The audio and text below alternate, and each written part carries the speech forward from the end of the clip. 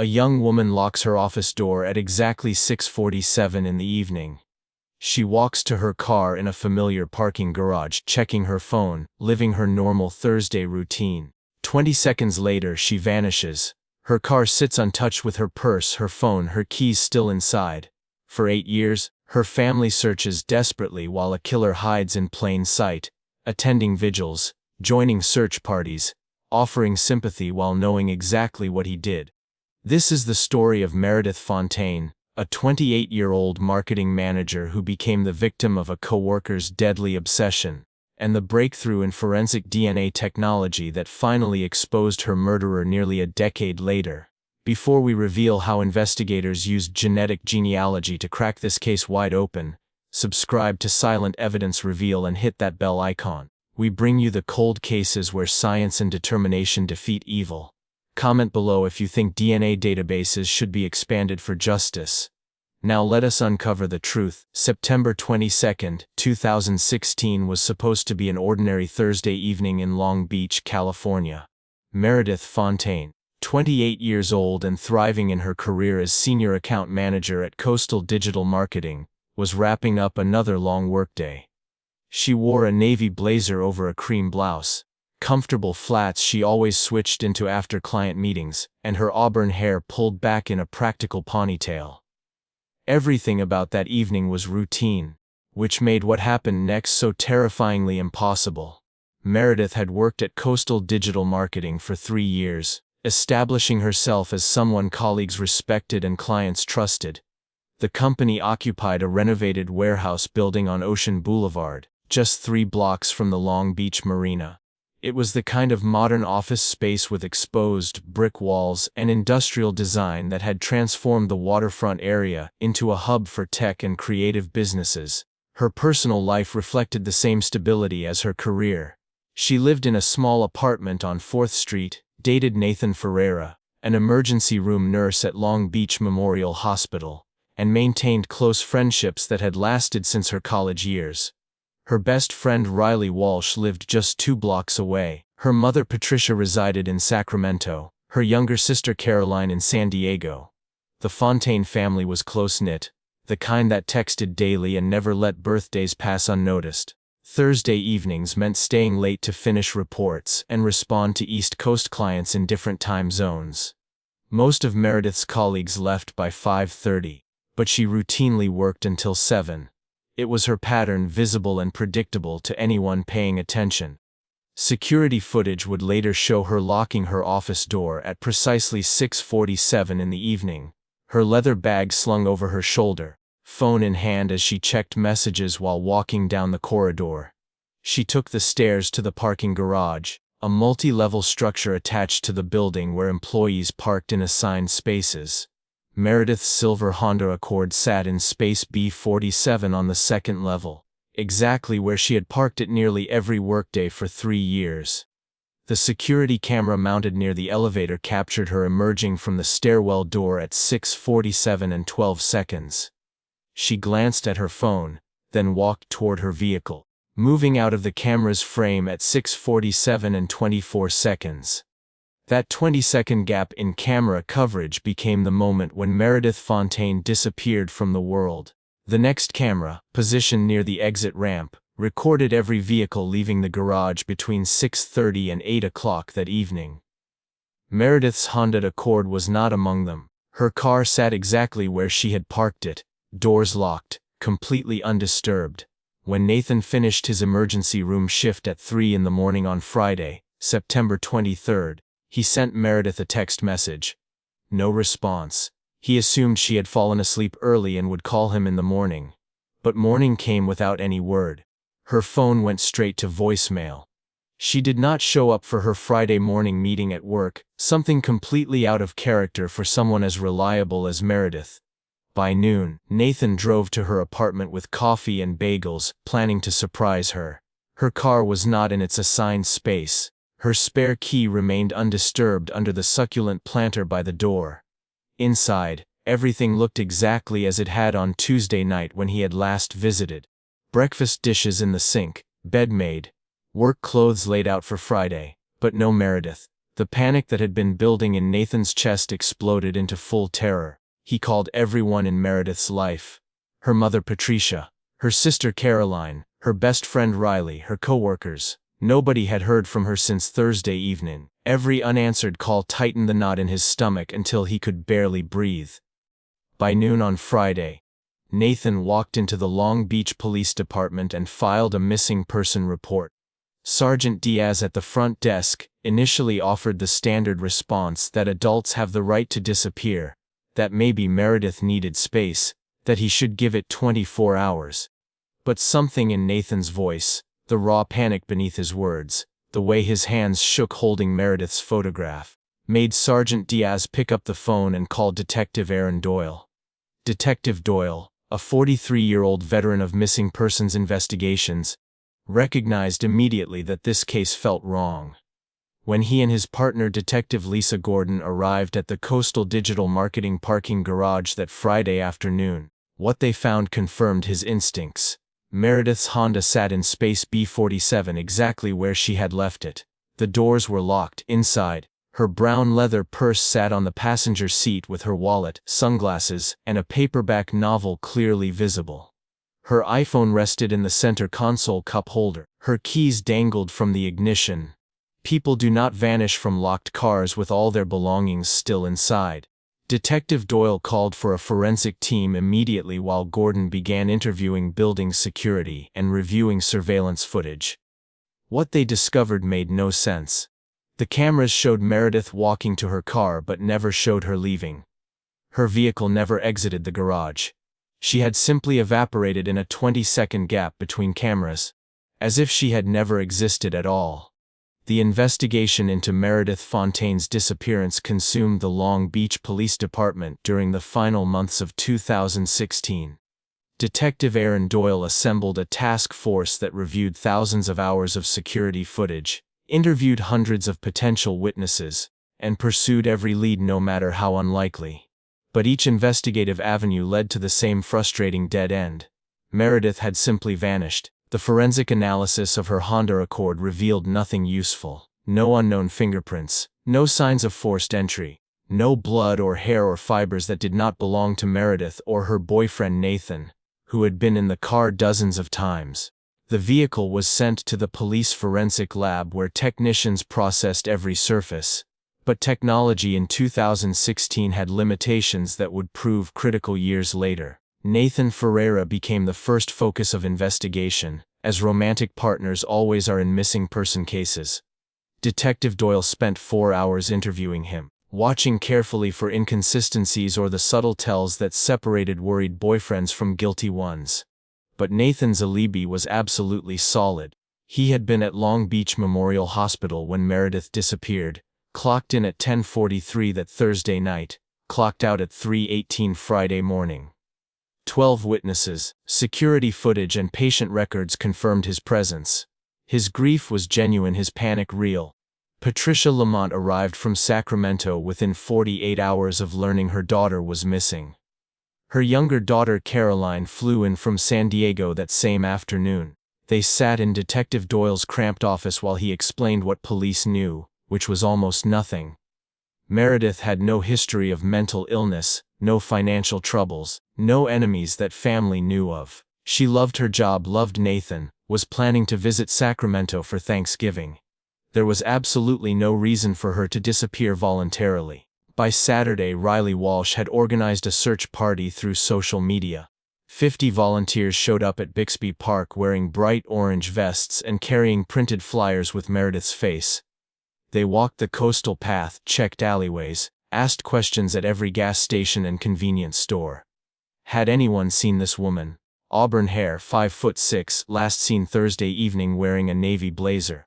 The September sun beat down on their shoulders as they covered mile after mile, finding nothing. The Find Meredith Fontaine Facebook page exploded across social media, gaining 3,000 followers in 72 hours. Local news stations picked up the story. Channel 7 ran segments showing Meredith's photograph alongside footage of the parking garage where her abandoned car sat cordoned off with yellow police tape. The community vigil on Wednesday evening, September 28, drew nearly 200 people to Bluff Park overlooking the Pacific Ocean. Patricia Lamont spoke at the vigil, her voice breaking as she addressed the crowd and the news cameras. She talked about her daughter's dreams of traveling to Italy, of learning to paint, of maybe starting her own marketing firm someday. Then she looked directly into the cameras and pleaded with whoever had taken her daughter. "Come home, baby. Please just come home. We will never stop looking." Detective Doyle stood at the edge of the vigil, scanning faces in the crowd.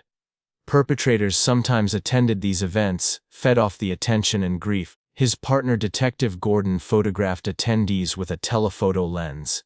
Later they would review every face, cross-reference with sex offender registries, interview anyone who seemed suspicious. One of those faces belonged to Jason Fitzgerald, a 36-year-old IT support technician who worked at Coastal Digital Marketing. Fitzgerald had volunteered at the first search party. He attended the candlelight vigil. He was interviewed briefly by Detective Gordon in October 2016, just one of dozens of concerned coworkers who expressed sympathy and offered to help. He seemed appropriately upset, provided his contact information, and was never questioned again. There was no reason to suspect him. He had no apparent connection to Meredith beyond working in the same building, fixing computers on a different floor. The forensic analysis of Meredith's phone revealed nothing concerning. Her last text message had been sent to Nathan at 6:38 that Thursday evening. "Almost done here, tired. Love you." Her call log showed only routine communications. Her emails were ordinary work correspondence. Her browser history revealed someone who searched for recipes, read news articles, checked the weather. There were no concerning searches, no communication with strangers, no secret social media accounts. By late October, Detective Doyle requested cadaver dogs. The decision weighed on him because requesting cadaver dogs meant acknowledging what he had suspected from day one. Meredith Fontaine was likely dead. This was no longer a missing person case but a homicide without a body. The dogs searched Elysian Park, the Los Angeles River Basin, vacant lots near the port. They found nothing. 3 weeks into the investigation, a janitor named Carlos Vargas mentioned seeing a dark sedan circling the parking garage multiple times that Thursday evening around 6:30. He could not identify the make or model, could not describe the driver, but remembered the car because it passed 3 times in 10 minutes. The lead generated hundreds of tips but ultimately went nowhere. By March of 2017, 6 months after Meredith Fontaine walked out of frame on that parking garage camera, Detective Aaron Doyle had exhausted every investigative avenue available.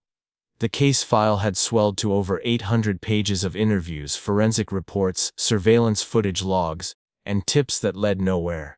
The Long Beach Police Department, operating under brutal resource constraints, had 7 fresh homicides and only 4 detectives.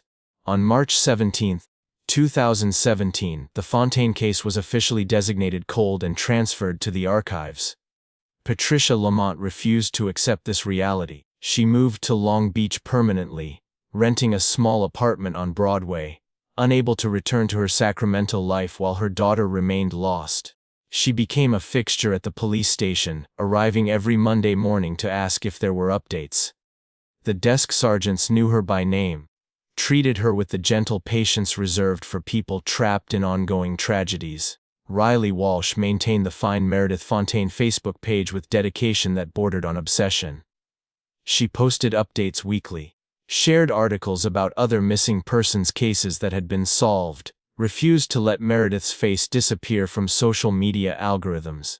The page accumulated 15,000 followers by 2020, most of them strangers who had never met Meredith, but felt connected to her story. Nathan Ferreira lasted 2 years before he had to move away.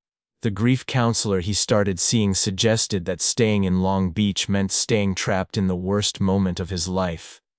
Every street corner held memories. Every parking garage triggered panic attacks. In August 2018, he accepted a position at a hospital in Portland, packed his belongings, and left California behind.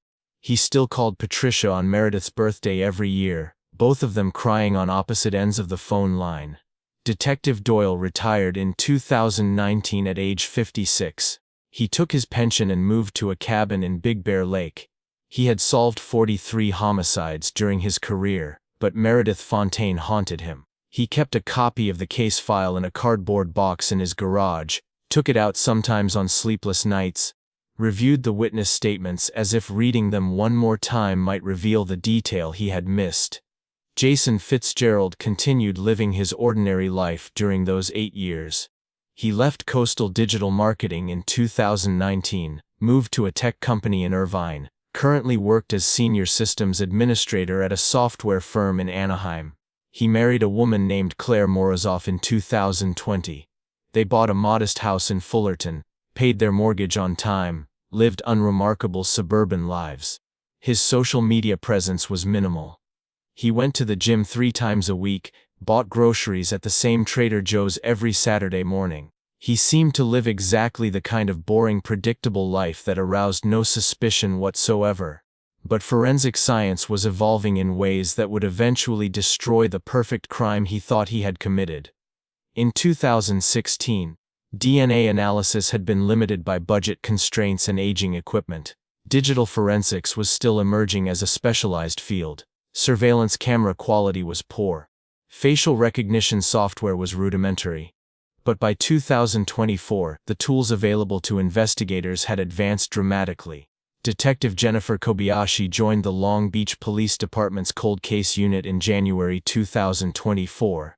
She was 34 years old, sharp-featured with black hair cut in a severe bob, transferred from San Francisco where she had spent 8 years building a reputation for technological expertise.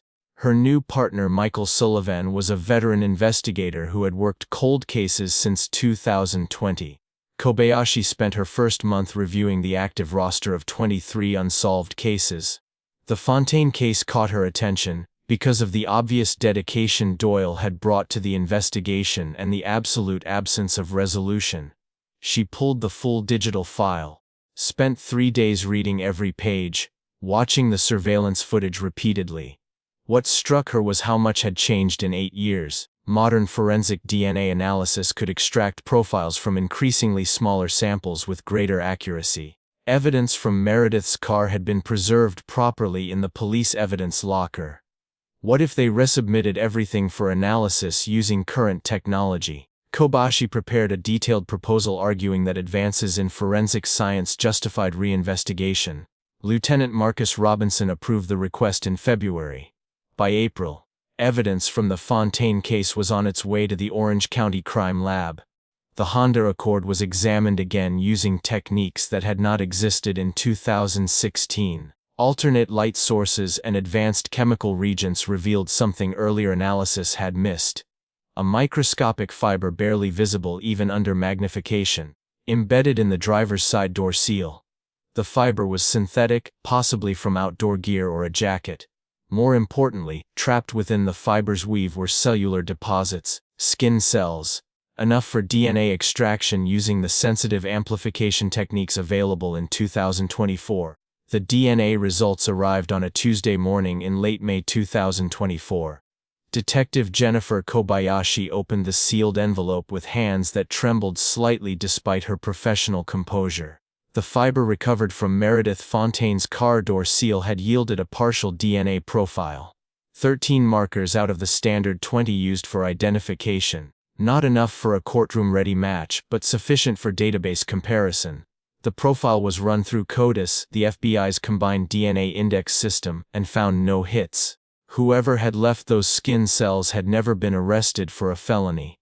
But Kobayashi understood that criminal databases represented only a fraction of the population. The real revolution in forensic genealogy had come from consumer DNA testing services where millions of Americans had voluntarily uploaded their genetic information seeking connections to distant relatives. She submitted the partial profile to a specialized forensic genealogy firm in Virginia that worked exclusively with law enforcement.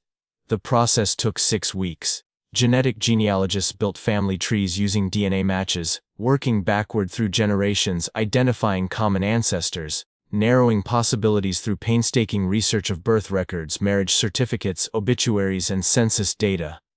By mid-July, they had identified a cluster of potential relatives in Southern California. Third and fourth cousins who shared genetic markers with the unknown subject. From there, the genealogists constructed family branches, eliminated individuals based on age and gender, and eventually produced a list of 7 possible candidates who could have contributed the DNA found in Meredith's vehicle. Detectives Sullivan and Kobayashi reviewed the names with focused intensity. 3 candidates lived outside California. 2 were women, immediately excluded based on the forensic profile indicating male DNA. That left 2 men, both residents of Long Beach in 2016. The first was a construction worker who had moved to Arizona in 2018. The second name made Kobayashi's pulse quicken. Jason Fitzgerald, 36 years old in 2016. According to the original case file, he had been one of the volunteers at the very first search party.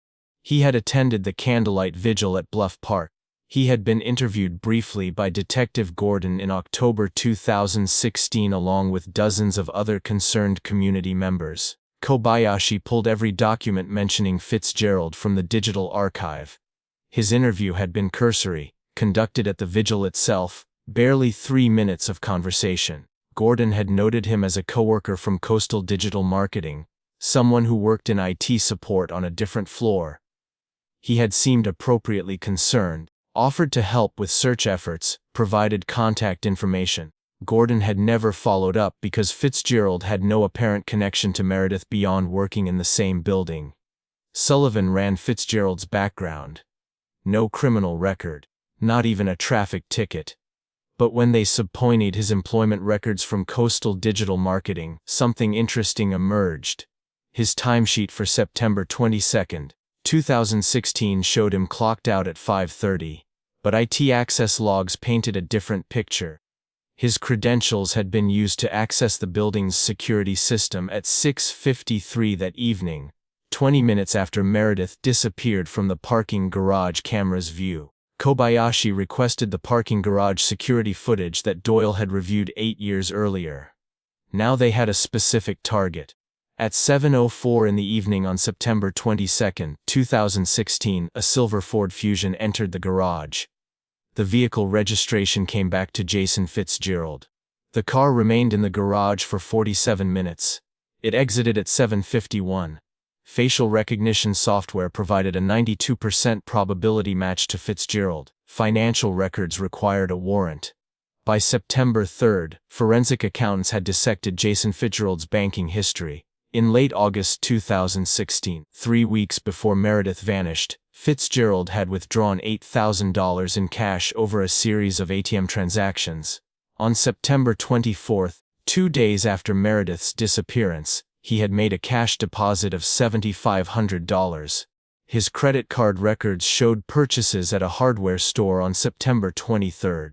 Heavy-duty plastic sheeting, duct tape, cleaning supplies, a shovel. Phone records showed Fitzgerald had called Meredith's work number 4 times in the week before she disappeared. He had sent her 3 emails through the company's internal system, ostensibly about IT support issues, offering to stop by her office to fix problems with her email client. Kobayashi interviewed Meredith's former coworkers again. Riley Walsh remembered Jason Fitzgerald vaguely. The IT guy who fixed computers. Always friendly, maybe a little too eager to help. Had Meredith mentioned him? Riley thought for a long moment. There was something, she said slowly. Maybe 2 months before Meredith disappeared, Meredith had mentioned feeling uncomfortable. The IT guy kept finding reasons to come to her office, would linger after fixing technical problems, would make small talk that lasted too long. Employment records revealed something more disturbing. In March 2015, a female employee named Ashley Torres had filed a complaint against Fitzgerald for unwanted attention. He had sent her personal emails after obtaining her address from company systems. He had shown up at a restaurant where she was having dinner with friends, claimed it was coincidence. Human Resources had issued a written warning, but had not terminated him. Sullivan tracked down Ashley Torres, now living in Seattle. She described Fitzgerald as obsessive. He had fixated on her after she had been friendly during a company training session, had interpreted basic politeness as romantic interest. The attention had escalated over weeks, subtle at first, then increasingly intrusive. When she made clear she was not interested, his demeanor had shifted, not overtly threatening but cold, watching her from across the office, his presence feeling like surveillance. The arrest warrant was issued on October 3, 2024, exactly 8 years and 11 days after Meredith Fontaine disappeared. The tactical team assembled before dawn, converging on the suburban Fullerton house where Jason Fitzgerald lived with his wife Claire. Detective Kobayashi knocked at 6:14 in the morning. Fitzgerald opened the door in pajama pants and a faded college t-shirt, confusion registering on his face when he saw the badges.